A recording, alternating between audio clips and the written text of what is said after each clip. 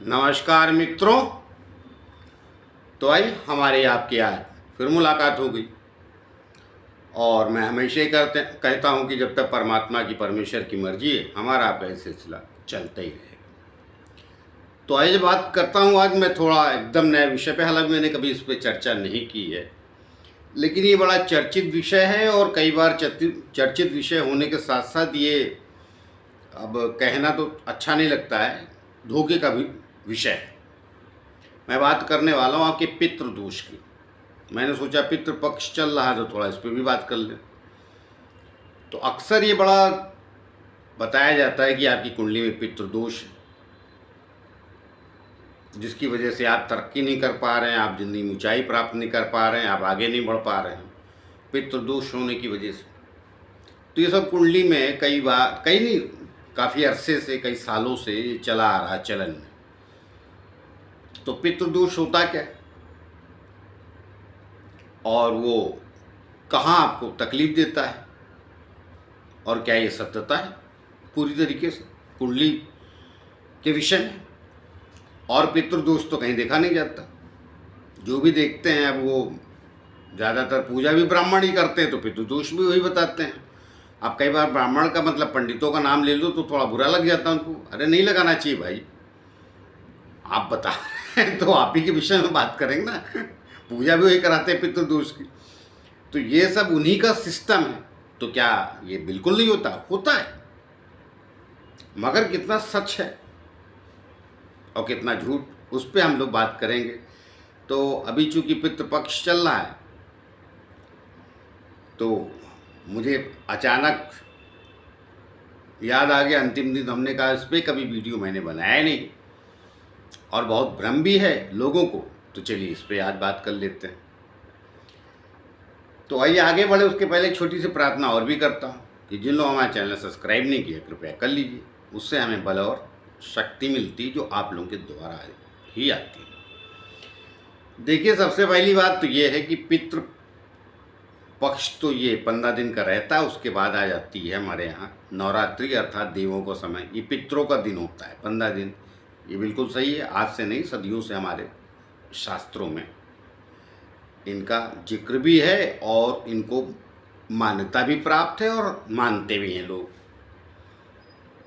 बाद में कुंडली में फिर आ गया पितृदोष, कि आपकी कुंडली में पितृदोष है।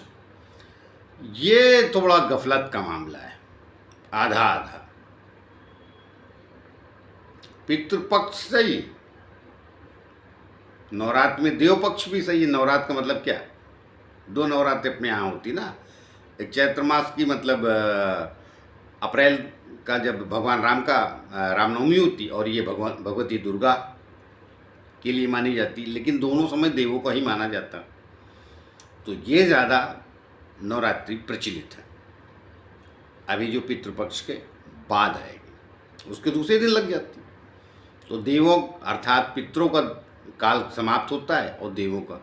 तो हमारा जो ज्ञान है, हमारा जो विज्ञान है, वो दुनिया में सबसे ऊंचा इसीलिए, और कहीं पितृपक्ष को जगह नहीं दी गई। हमारे यहाँ 15 दिन उनको भी दिया गया है, और उस वक्त हमारे पितृ कौवे माने जाते हैं, जिनसे दुनिया उदाहरण देती है कौवे जैसे हो क्या, ये वो पता नहीं क्या क्या बुराइयाँ करती है, मगर 15 दिन के महाराज वही होते हैं, कौवे। अगर आपने पितरों के लिए अपना वो निकाला है, आपने श्राद्ध का जो क्या बोलते हैं उसे, प्रसाद वगैरह, श्राद्ध के लिए पितरों के लिए आपने जो प्रसाद निकाला, अगर उसको कौवे नहीं खाते तो आप बड़े दुखी हो जाते, फिर आप गायों को देते हैं। तो ये तो हमारा पितृपक्ष का श्राद्ध पक्ष। अब आइए आपके पितृदोष की बारी। तो पितृदोष कुंडली में कैसे देखते हैं? पितृदोष कुंडली में जब राहु और केतु के बीच में सारे ग्रह आ जाते हैं, तो हमारे शास्त्र में तो बहुत कम लिखा है। मैंने तो देखिए, मैं तो क्या हूँ, मैं वेदाभ्यास के पिताजी थे पराशर से, होरा शास्त्र कहते हैं, उस पुस्तक में ज़्यादा बिलीव रखता हूँ और मैंने उसमें ज़्यादा नज़दीक चीज़ें देखी। उन्होंने ग्रहों को ही, पितृदोष वगैरह का विषय बाद में आया है, ये 7वीं मतलब आज से 600-700 साल पहले हुआ रहा, उसके बाद मंदिर वगैरह भी बनने लगे। लेकिन अब सबके अपने अपने कारोबार हैं दुनिया में, हर चीज़ का नया डेवलपमेंट होता है, कारोबार नए नए खुलते रहते हैं।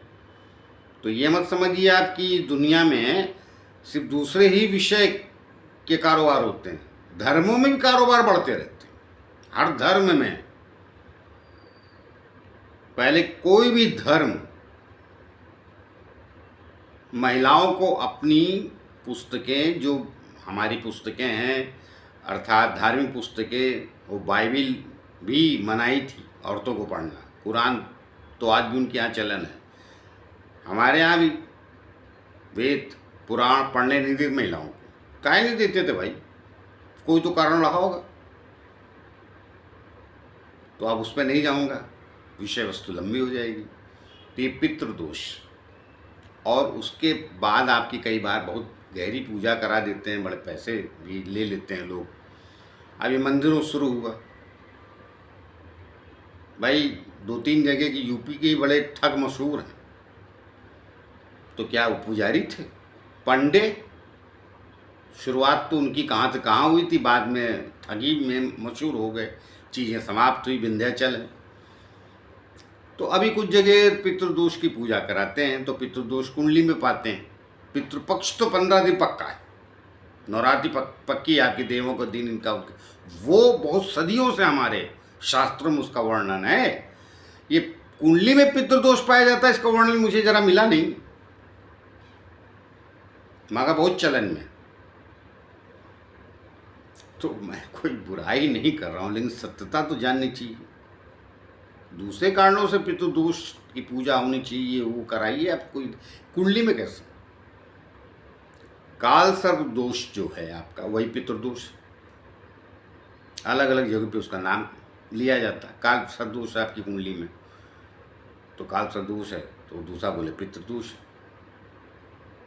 तो कारोबार है, कोई बात नहीं, तकलीफ नहीं, लेकिन कुंडली की सत्यता भी बताइए। मेरा कहने मतलब ये है, सिर्फ ये उपाय कर देने से, ये पूजा कर देने से पितृदोष की और पितृदोष की और काल सर्प की, उससे सब संकट कुंडली का निकल जाएगी, गलत बात है। और लोगों को उसके नतीजे मिले भी नहीं हैं, 100 में 1 को मिल जाते तो तुक्का है, 10 में 9 को मिले तो यथार्थ, और 10 में 1 को मिले तो उसे तुक्का कहते हैं कि लग गया। आपने कराई और उसके ग्रह नक्षत्र कहीं और पावरफुल थे, वो हो गए अचानक। तो इसीलिए मैं कई बार उपाय नहीं देता, उपाय देता हूँ मैं भी, आपकी कुंडली में रहता है। तो पितृदोष जो होता है, काल सर्प दोष, पितृदोष एक जैसा ही होता है, लेकिन और भी पितृदोष कुंडली में पकड़े जाते हैं।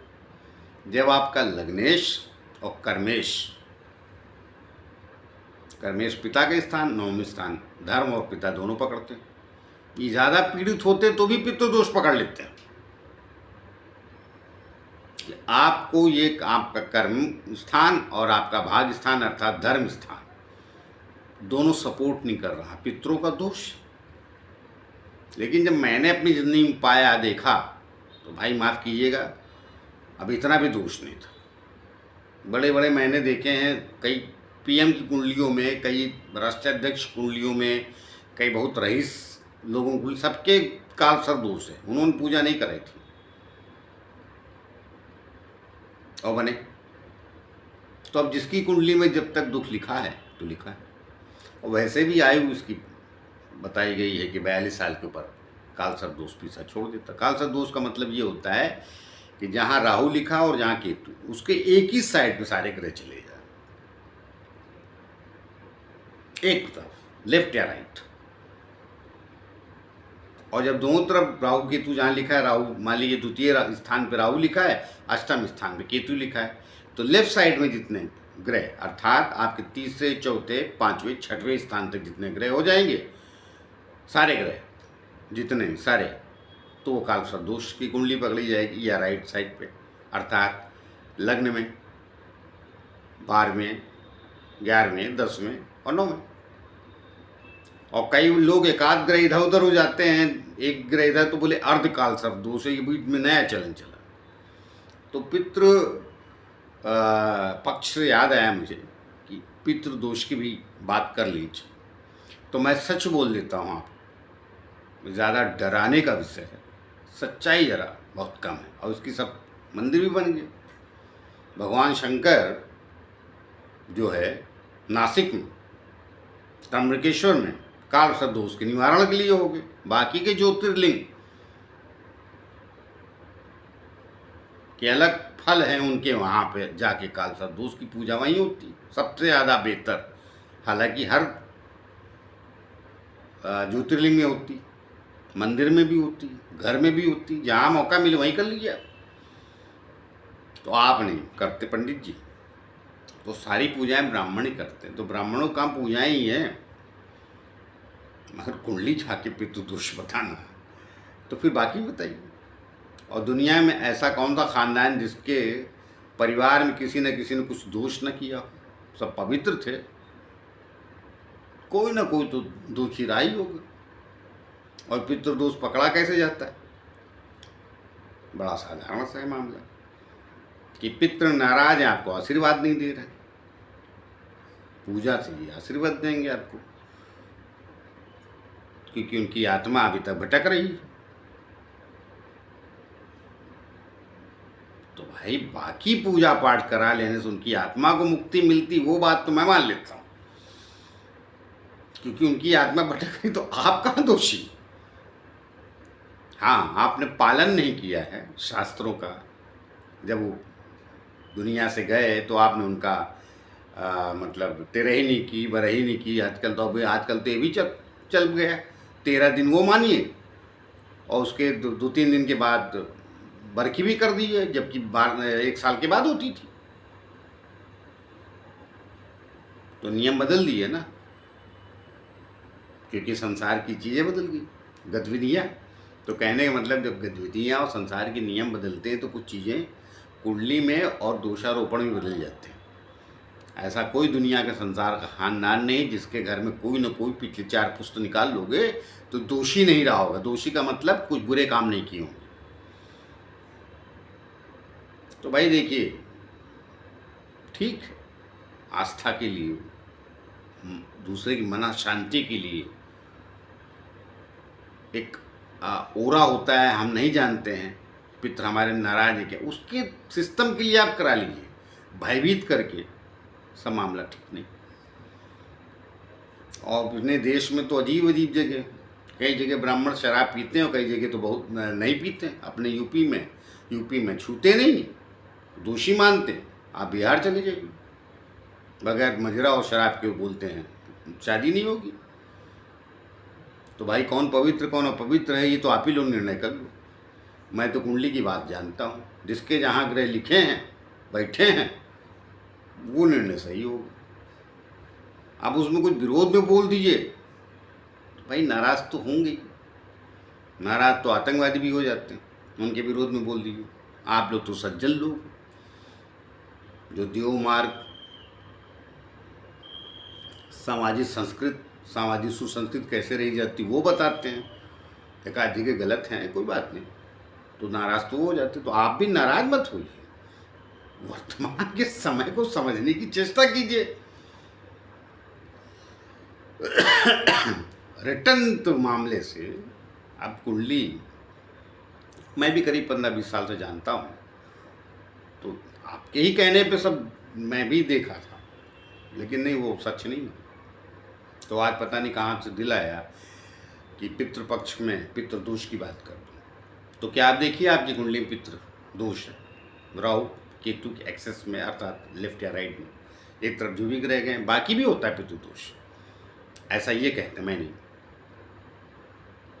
मैं उन्हें अच्छे और बुरे ग्रह कहता हूँ। कालसर्प दोष और पितृदोष एक ही बात है, उसमें कोई अंतर। कालसर्प दोष मतलब काल का सर्प है, उसका दोष लग गया, कैसे कैसे शब्द। और 12 किस्म के होते हैं, क्योंकि 12 घर होते हैं।